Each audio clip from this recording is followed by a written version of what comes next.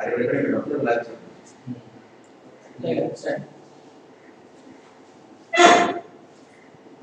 my dear children. Welcome to online YouTube English classes sponsored by OSEPA under the Department of Schools and Mass Education Department. Now, do you remember me, children? I am Srinivas Patnaik, Assistant Teacher, Government High School, Bisamkatak in the district of Raigada. How are you, my dear children? I hope you are well, fine, happy with your studies as well, isn't it? Now, do you remember our last session? What did we read in our last session? What did we discuss? Do you remember? We discussed a topic from our Skills of Communicative English book at page 19, 20 and 21. Are you ready with that? Okay, do you remember the title of the beautiful poem? What's that? That is The Solitary Reaper. The Solitary Reaper, written by William Wordsworth. In our last session, we talked about the first part, the first 4 stanzas. And now we are going to have the part 2. Okay? Now open your books or at least look at the screen. You can find there are 8 stanzas. 1, 2, 3, 4, 5, 6, 7, 8. Now these are the 8 stanzas of the poem.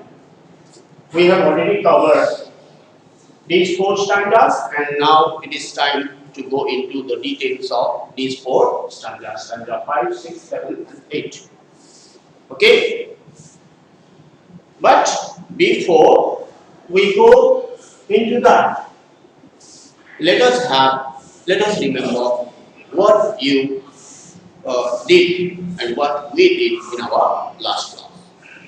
Let us have a recapitulation. Let us remember all that we discussed in our last session. Do you remember? Very good. Now let's confirm it.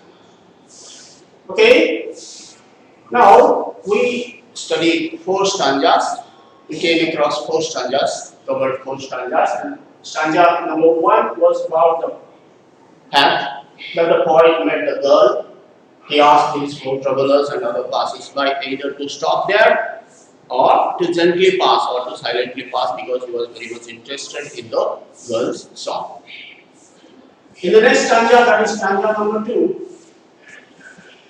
the solitary girl was reaping and singing a sad song, in short, cutting and binding the grain and singing a melancholy strain.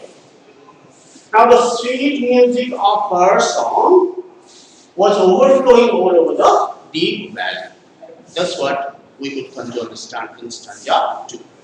In stanza 3, the poet made a comparison. He compared the voice of the solitary girl with the voice of the nightingale in the Arabian chants, and held that the voice of the girl's voice was far better, far more melodious than that of the nightingale. Now, in the next stanza, similarly, the poet further made another comparison. He further compared the sweet voice of the girl with the voice of the cuckoo bird in the farthest Hebrides, and again felt that the girl's voice was far, far better, far more melodious than the voice of the cuckoo. Now, perhaps you could understand all those things. Now, let us try to understand the feelings of the poet in the next stanza, stanza number 5. Will no one tell me what she sings? Perhaps the plaintive numbers blow for old, unhappy, far-off things and battles long ago. Will no one tell me what she sings? This stanza begins with a question. Will the poet wants the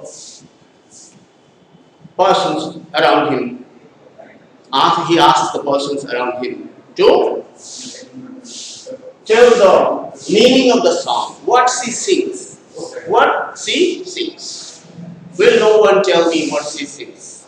Won't anyone tell me what she sings? That's the question made by that one. Because he wants to know the meaning of the song. He could come to know that it was a sad song. Now he wants to understand the meaning. Perhaps he did not know the language. In fact, the language the girl was using was Gaelic language. The poet was an English poet. He knew English, but he did not understand Gaelic language. So he wanted to know the meaning, and he started asking the people around him. Now, perhaps the plaintive numbers flow. Perhaps. Perhaps means probably. Now he is guessing.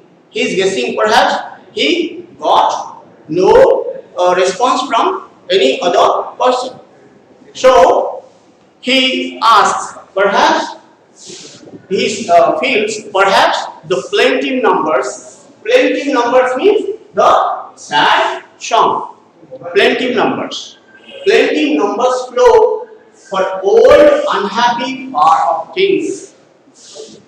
Now the sad song flow part means to tell about, talk about old unhappy part of things. It may be talking about old age, maybe about unhappiness of disease, death, etc. Or part of things, departure.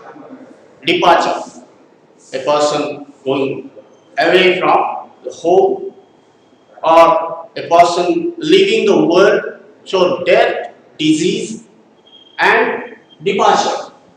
Perhaps the plaintive numbers or the sad song is about death, disease, or departure. He feels so. And battles long ago. Far off means distant. Now, distant persons going away, that will bring unhappiness to the mind, isn't it? So, and battles long ago, he again assumes another thing. And battles long ago. Battles long ago, battles battles means wars. War. You can see. Now war, see the image of the war. In those days, war was fought like this. Okay, war was fought like this. So two groups were there, and the one group wounded and harmed and killed, tried to kill the other group. So as a result, much bloodshed was seen. So that will also cause misery and unhappiness, isn't it? So battles long. So because first the poet asks a question, then he again talks about starts guessing about the meaning. He feels it may be about the sad song may be about death, disease, or departure of persons, or else battles long time. Now let's try to understand the next stanza number 6. Or is it some more humble lay, familiar matter of today, some natural sorrow, loss or pain that has been and may be again? Now again he starts guessing the possible things, the possible contents of the song. Or is it some more humble lay? Humble lay means ordinary song. Is it simply an ordinary song? If it is not about death, disease, departure or battles, is it an ordinary song or familiar matters of today? Relating to familiar matters, day-to-day difficulties in the family, ordinary routine events. Every day we feel in families, we feel so many problems, feel unhappy because of so many problems. So that also makes us unhappy, sad. So is the subject matter of this song about the family troubles, some natural sorrow, loss of pain? Is it about some natural sorrow? Natural sorrow here means natural calamities. Natural calamities look at the image. You can find this is the image after an earthquake. The person is depressed. He is sad because he has lost all his life property. Maybe he has lost some of his family members. So, as a result of some natural sorrow, natural disasters such as earthquake, flood, drought, etc., they bring misery, sadness, unhappiness to us. Now, the poet is still guessing.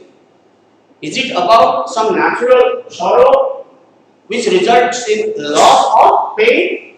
Loss or pain, losing dear ones, losing property, pain, getting injured in some sort of natural disaster that has been and will be again. Either that has already happened and is also likely to happen in the future as well. So, is it about all those things, all these things related to natural disasters? The poet is guessing. Now, perhaps we could understand a little bit of this stanza. Now, let's switch on to the next stanza. Stanza 7. Whatever the theme the maiden sang, whatever the theme the maiden sang, as if her song could have no ending. I saw her singing at her work and over the sickle bending. Whatever the theme means, you know, theme means subject matter, content. Whatever the theme, the maiden sang, maiden means, maiden in stanza 1, he quoted it, lass means a young girl, maiden means also a young girl. So, whatever the subject matter, the maiden sang as if her song could have no ending. As if, maybe, as if her song could have no ending, there was no end. Ending means halt or stop. As if she was singing an unending song. As if her song could have no ending. I saw her singing at her work. The poet was still, though he did not understand the exact meaning of the poem, the exact subject matter of the poem, still he was very happy, he was mesmerized, he was very much surprised to hear such a voice, such a melodious voice. I saw her singing at her work and over the sickle bending. How was she singing? She was singing with a sickle. Sickle, you know, a tool or an instrument for cutting ripe grain. So she was cutting ripe grain with a sickle. Sickle, you can find, this is the sickle, the small handle, isn't it? A semicircle instrument which helps us to cut grain. Now with this sickle, she was bending, she was cutting, bending, she was bending over the sickle and working, and at the same time she was continuing the beautiful song, the melodious song, the sad song continuously without any full stop, without any end. Isn't it? Okay, let's try to go into the next stanza 8 and the last stanza of the poem. I listened motionless and still, and as I mounted up the hill, the music in my heart I bore, and long after it was heard no more. I listened motionless. He listened. I here refers to the poet William Wordsworth. William Wordsworth listened to the song mindfully, carefully, with much interest, isn't it? Motionless and still. He was motionless. He did not have any movement. He was standstill, constant, without any movement. Now still means quiet, silently, without making any noise. I listened motionless and still, and as I mounted up the hill, mounted means climb, mounted up, as he climbed up the hill, you see, people are climbing up. Now, as I mounted up the hill, the music in my heart I bore. Bore means the past form of bear. Bear means retain or keep.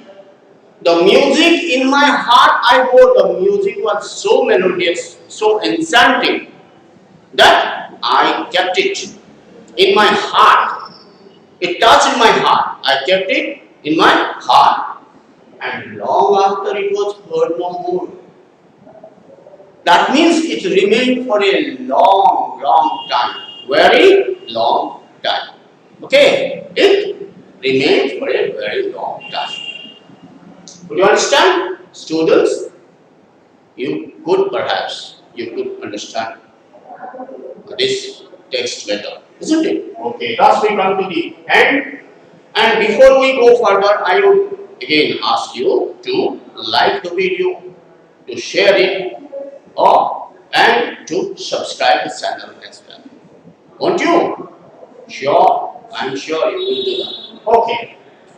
Now let's try to have a summarization. We have already completed all these 8 stanzas. In a nutshell, very short, in a short, let us try to understand the main ideas. Okay. In stanza 1, the poet introduces the solitary reaper. Says where and how the solitary girl was. Okay. In stanza 2, now the poet tells what the girl is doing and the impact of her work. What the girl is doing and the impact of her work. Okay. In the next stanza, that is stanza number 3, the poet compares between the voice of the solitary reaper with the voice of the nightingale in the Arabian sands. Don't you remember? Yes. In the next stanza, stanza number 4, again he makes a comparison between the voice of the girl with the voice of the cuckoo bird in the hardest abilities. Isn't it? Okay. In stanza 5, the poet wants to know about the meaning and subject matter of the song the girl was singing. Isn't it? He again continues guessing about, he guesses several things such as death, disease, or some ancient battles, departure, etc. Now, in the next stanza, that is stanza number 6, also he continues guessing about the possible meaning of the song because he does not understand the language in which the solitary reaper was singing. Now, he further relates the subject matter of the song with some natural calamity, natural disaster, or some day-to-day troubles, family troubles of day-to-day. Okay. Now, in the next stanza, the poet is mesmerized. He says, whatever the girl sang, he didn't pay interest to that, rather he concentrated on listening to the unending poem of the solitary reaper mind. Now in the next stanza, in the last stanza, stanza number 8, the poet leaves the place bearing the sweet music of the girls, the solitary reaper's song. Would you follow? Perhaps. So we could understand a bit about the solitary reaper. Now it's time for testing our comprehension. How far would we understand? Let's have so. Okay. Now let's switch on to comprehension question. First set of comprehension questions. Now let us try to answer the following questions. I am putting you the question, and before the answer appears on the screen, guess for yourself. Guess for yourself. I am sure, as I was, you will be correct all the time. Okay, question number 1. Pick out the word in stanza 5 which expresses the poet's guess about the theme. Can you pick out the word? Yes, it is perhaps. Perhaps with plenty of numbers. Perhaps, isn't it? Question 2. What is the meaning of a humble lay? Do you remember? The meaning of a humble lay is ordinary song. Ordinary song is the answer. Now question 3. How was the girl cutting the grain? The girl was cutting the grain with a sickle. With a sickle, isn't it? Now question 4. What did the poet bear in his heart? The poet bore in his heart what? the music or the song of the solitary reaper. Shall we go to another set of questions, comprehension questions? Okay, here we go. Now fill in the blanks with the phrases given in the box to make a meaningful paragraph. You see, so many phrases are given and a paragraph is given. You have to just put the correct alternative in each one of them. These are the phrases. Number one, melancholy state. Number two, mountain up the hill. Number two, death, disease, battle, or day-to-day troubles. Number four, the nightingale and the cuckoo. Number five, filled the whole valley. Number six, bore the music. Number seven, singing by herself. And number eight, by her singing. As you know, the paragraph contains 8 blanks. You have to put the correct one in the correct place. Correct blank. Okay. Now, once the poet saw a solitary girl reaping and singing by herself. The poet was deeply touched, okay, by her singing, isn't it? The girl was singing a melancholy strain, isn't it? The music of her song, okay, the music of her song filled the whole valley. The poet compared her voice with those of the nightingale and the cuckoo. Now he guessed that her song might be about death, disease, battle, or day-to-day matters, family matters, isn't it? Okay. Now he watched her song and then mounted up the hill, isn't it? He danced of her song for a long time. Obviously, he bore the music of the song for a long time. I suppose you could be correct in all your answers. Okay, now if it is so, you can find the gist, the short summary of the solitary reaper. Okay, shall we go further? Comprehension questions, third set. Okay, now here some words are there. You have to supply the synonyms. Synonyms means words having the same meaning, similar meaning. Can you? For your reference, I have given the stanza numbers also. So the synonym of song as given in stanza number 6 is, what is that? It's lay, humble lay. Now, last, the synonym of last in 7 is maiden, isn't it? Okay. The synonym of melancholy state in stanza number 5 is plaintive numbers. Okay. Similarly, the synonym of the word alone in stanza number 1, you can find 2. One is single, the second one is solitary. Okay. Similarly, the synonym of sing in stanza number 3 is shone.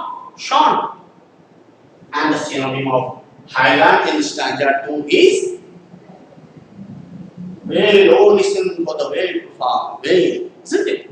Okay. Now let's go on to another activity, another comprehension question check. Okay, comprehension check. Now here is a long paragraph. So many lines, 8 lines. Okay, 8 lines you can find. 8 lines are there. You have to arrange it in order. Sequence, that is called sequence. What comes first, what comes next, and what comes next, and so on. Proper order. Arranging proper order. You can find 8 lines or 8 sentences. All these 8 sentences are related to respective stanzas. Stanza number 1 to 8. Try to find out which will come first. Now I am reading out. The poet guesses that the theme of the girl's song may be about routine events or some natural calamity. The poet bears the music in his heart and walks up the hill. The poet feels that even the cuckoo bird's voice cannot match the girl's voice.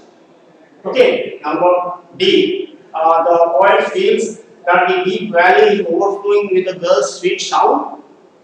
Number E. The melodious song of the girl makes the poet spellbound.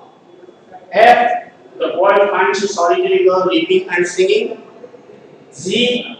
The poet tries to relate the song to the old unhappy part of kings and past battles.